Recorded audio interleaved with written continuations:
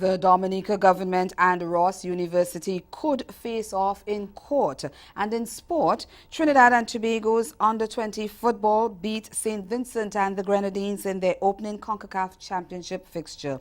I'm Nicole Best, and this is the Caribbean in 10 for today, Friday, November 2nd. I'll be back with the details after the break. The magic fan, cause I want to get to that the magic one that me ya tell you say ya instant. I'm from Margaret Road, Yorton, St. Catherine. Currently live in Maxfield, Fitzgerald Avenue, you know. I've been doing music like for 15 years now, but really developed the passion for music in high school while attending St. Catherine. You know, from there so I take it, go to studio and recording song. First official recording of it. We're bringing stakeholders in the HIV response to the table. In every platform, at every stage, wherever the conversation is happening, it is very crucial and important to have somebody living with HIV present. Tackling stigma and discrimination head on. We're not going to get there if we don't start looking at stigma and discrimination and providing legal ways of persons getting redress when they face stigma and discrimination. And charting a way forward for treatment. I remember the days when there was no treatment and people would go to their support groups to talk about who was in the hospital, who had died last week. Join the Caribbean Vulnerable Communities Coalition, CVC, on the Coalition Corner, coming soon to this channel.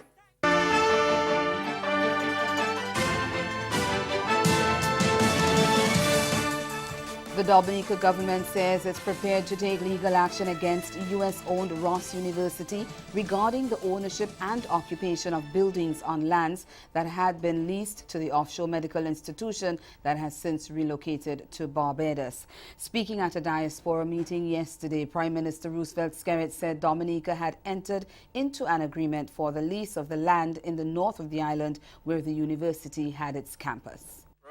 We have a slight advantage where this is concerned in that the campus belongs to the state.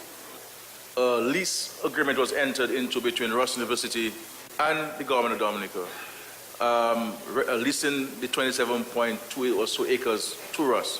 And in that lease, it states very clearly, and even our laws, our existing laws make this very clear also, that if you leasing property to somebody and anything they build upon it, it will belong to the property owner. Earlier this year, Ross University left Dominica under controversial circumstances after having been on the island for the past 40 years. The university later defended its decision to relocate to Bridgetown, saying it had been taken after the considerable deliberations, including a review of its academic and infrastructural requirements and future plan. Skerrit says if the university doesn't want to move when asked, he's prepared to take them to court. I really want Ross to hand over this business to us sooner rather than later. The Attorney General is in discussion with them, and the sooner they can get out is better for us, because they're out already. And if they do not want to move, when they want them to move, we'll take them to court. Police officers in Grenada are casting ballots today ahead of next Tuesday's referendum on replacing the Privy Council with the Caribbean Court of Justice as the island's final appeal court. Supervisor of Elections Alex Phillips says 875 officers are listed to vote in 15 polling stations across the country. He tells CMC News the polling stations opened on time this morning and there are no reports of long lines, although there has been a steady flow of voters. The ballots cast today will be counted on November 6th and added to the total ballots cast by the rest of the population on that day. Meantime, a committee has been established to ensure there's adequate public education about the CCJ. GBN News took to the streets to find out just how much Grenadians know about the court. Our first stop was in Guab St. John's. I think it's something to do with the court system. And to my understanding with what, to me, this thing won't be for poor people. My name is Calvin Dana, I custom with the previous council.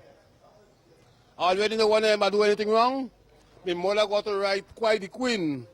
So let we remain there still, acknowledge of the queen,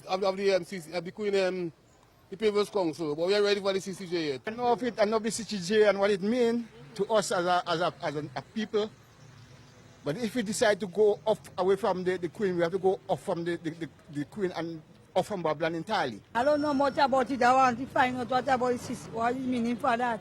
I don't know about it, so I ain't going to vote. If we can trust the administration to spend our tax dollars and they are given the mandate to direct us or to lead us in the right direction, they're telling us that the CCJ is the way to go.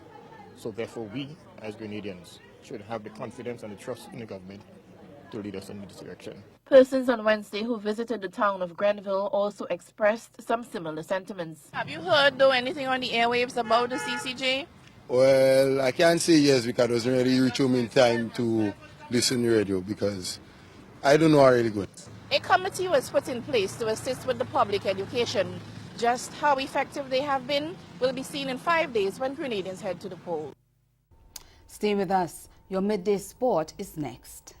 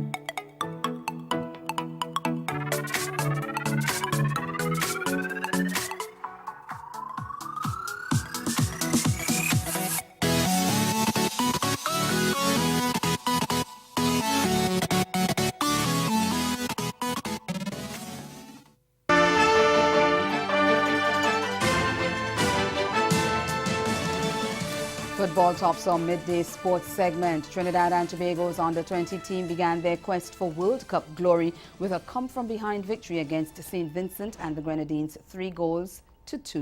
TTT's Kent Fuentes has that story.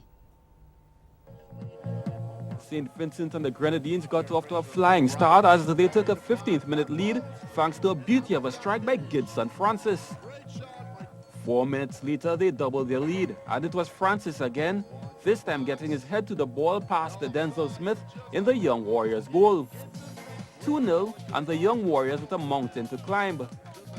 But Trinidad and Tobago grew in confidence and halved the St. Vincent and Grenadines lead as Jadon Powell beat the keeper at his far post in the 39th minute. 2-1 St. Vincent and the Grenadines at the break.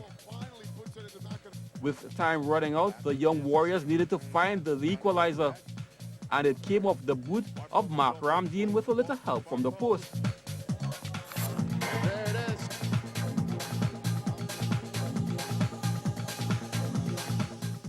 In stoppage time, the winning goal, and it came from the Warriors. The ball played into the box, and Judah Garcia's head was enough to send the ball into the net. 3-2 the final in the favor of Trinidad and Tobago over St. Vincent and the Grenadines. The Young Warriors will face Puerto Rico in their second match on Saturday. And that's the Caribbean in 10. Join us at 6:30 for Caribbean Newsline, but until then, do have yourselves a very good afternoon.